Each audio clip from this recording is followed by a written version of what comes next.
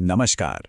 कभी कभी लगता है ना कि जो कहानियां हम बचपन में सुनते थे वो आज भी कितनी सच्ची हैं। हजारों साल पुरानी, लेकिन बातें आज की। ये सिर्फ किस्से नहीं हैं, ये तो जिंदगी के वो कड़वे सच हैं जिन्हें मीठे शब्दों में लपेटकर हम तक पहुंचाया गया है। तो चलिए आज कुछ ऐसी ही कहानियों के पन्ने पलटते हैं और धोखे की परतों को हटाकर बुद्धि की रोशनी तक पहुंचने की कोशिश करते हैं। तो शुरुआत एक सवाल से करते हैं। एक ऐसा सवाल जो शायद हम सब से कहीं ना कहीं जुड़ा है। सोचिए जरा, क्या कभी ऐसा हुआ है कि किसी की मीठी मीठी बातों में आकर किसी की झूठी तारीफ सुनकर कोई नुकसान हो गया हो? ये एक ऐसा जाल है जो सदियों से बिछाया जा रहा है और हमारी पहली कहानी बिल्कुल इसी जाल के बारे में है। तो हमारा पहला मामला है चापलूसी का जाल। ये धोखा देने का शायद सबसे पुराना और सबसे असरदार तरीका है। कहानी तो हम सब ने सुनी है, एक चालाक लोमड़ी और एक बेचारा कौवा। लेकिन आज सिर्फ कहानी नहीं सुनेंगे, आज हम ये समझने की कोशिश करेंगे कि आखिर झूठी तारीफ में ऐसा क्या होता है जो हमें इतना कमजोर बना देती है। देखिए, सीन एकदम सिंपल है। एक कौवा है जिसके पास अपनी मेहनत का फल है, रोटी का एक टुकड़ा। वो पेड़ पर बैठा है, अपनी दुनिया में मस्त एकदम बेफिक्र। लेकिन उसे ये नहीं पता कि नीचे झाड़ियों में छिपी एक जोड़ी आंखें सिर्फ उस रोटी को नहीं देख रही हैं, वो आंखें देख रही हैं कौवे की कमजोरी को। और बस यहीं से धोखे का खेल शुरू हो जाता है।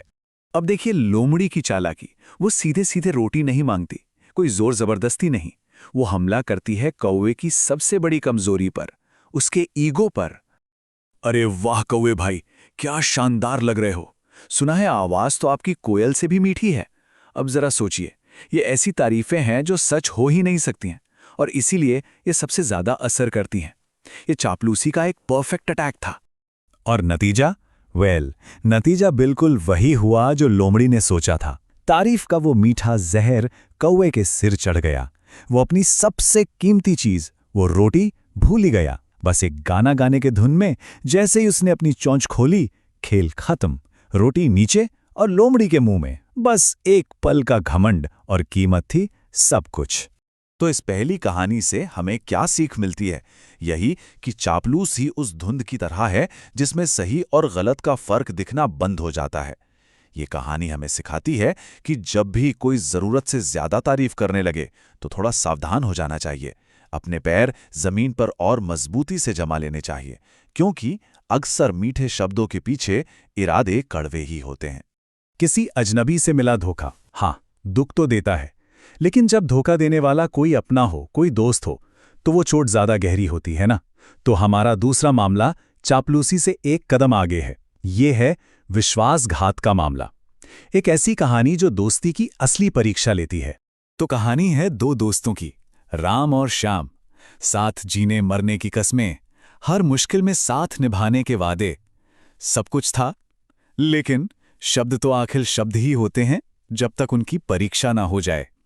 और इन दोनों की दोस्ती की परीक्षा लेने के लिए जंगल के सन्नाटे को चीरता हुआ एक भालू सामने आ खड़ा होता है। और जैसे ही असली खतरा सामने आया, सारे वादे हवा हो गए। असली चेहरा सामने आ गया। एक तरफ था राम, जो अपनी जान बचाने के लिए एक पल भी नहीं सोचा और दोस्त को छोड़कर सीधा पेड़ पर चढ़ गया। और दूसरी तरफ था श्याम, जो भागा नहीं, घबराया भी नहीं। उसने दिमाग से काम लिया, जमीन पर लेटकर अपनी सांस रोक ली। देखिए, एक ने दोस्ती तोड़ी तो दूसरे ने अपनी बुद्धि का इस्तेमाल किया। जब खतरा टल गया तो राम बड़े आराम से पेड़ से नीचे उतरा और मजाक करने लगा। उसे शायद पता भी नहीं था कि उसकी दोस्ती भी उसी जमीन पर दम तोड़ चुकी है। लेकिन श्याम का जवाब सुनिए। वो कहता है, भालू मुझे एक सीख दे गया। ये सिर्फ एक लाइन नहीं थी, ये एक दोस्ती का अंत था। एक बहुत ही शांत लेकिन उतना ही पावरफुल मैसेज कि कुछ गलतियां ऐसी होती हैं जो माफ नहीं की जा सकती। तो यहां दूसरा सबक एकदम साफ है। दोस्ती की असली पहचान अच्छे वक्त में नहीं, बल्कि मुश्किल वक्त में होती है। साथ में हंसने वाले तो बहुत मिल जाते हैं, लेकिन जो गिरने पर हाथ थाम ले, वही सच्चा दोस्त कहलाता है। तो अब तक हमने चापलूसी का धोखा देखा और दोस्ती में विश्वासघात भी। अब चलते हैं हमारे तीसरे और आखिरी मामले की तरफ। यहां हम देखेंगे कि कैसे बुद्धि सिर्फ हमें धोखे से बचाती ही नहीं है, बल्कि धोखेबाज को ही उल्टा फंसा देती है। ये कहानी है बुद्धि की एक शानदार जीत की। हमारी ये आखिरी कहानी भी दोस्ती की ही है। एक बंदर और एक मगरमच्छ के बीच एक अनोखी दोस्ती। लेकिन इस दोस्ती के बीच आ जाता है लालच।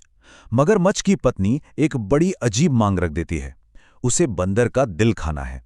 और बस चंद ही पलों में मगरमच्छ अपनी इतनी गहरी दोस्ती को एक दावत में बदलने के लिए तैयार हो जाता है।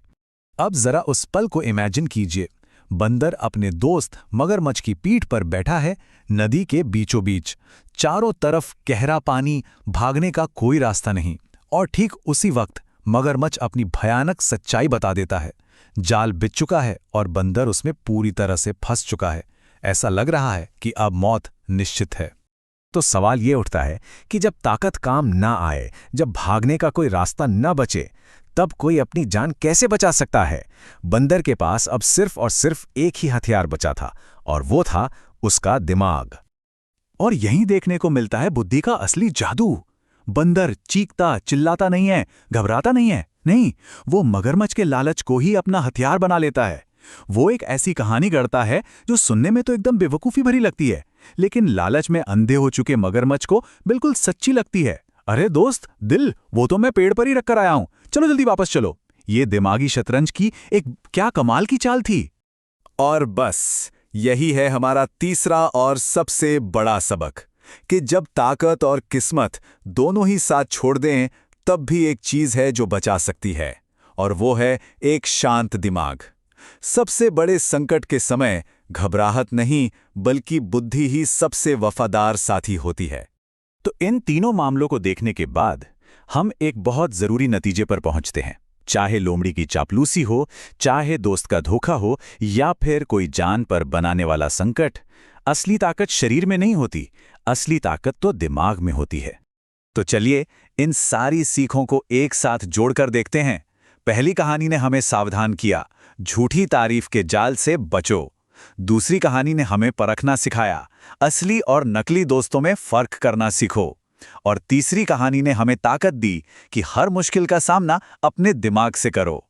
ये तीनों धागे मिलकर एक ही सच की चादर बुनते हैं कि बुद्धि ही सबसे बड़ा बल है।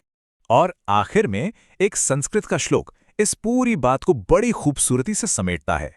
यस्य बुद्धिर्बलम तस्य निर्बुद्धेस्तु कुतो बलम। यानी जिसके पास बुद्धि है उसी के पास असली बल है, जिसके पास बुद्धि नहीं उसके पास बल कहां से आएगा। ये एक ऐसा सच है जो कभी नहीं बदलता, और ये कहानियां हमें बार बार यही याद दिलाती हैं। तो अगली बार जब कोई जरूरत से ज्यादा तारीफ करे या कोई मुश्किल सामने आए, तो बस एक बात याद रखनी है कि सबसे बड़ा हथियार हमारा दिमाग है।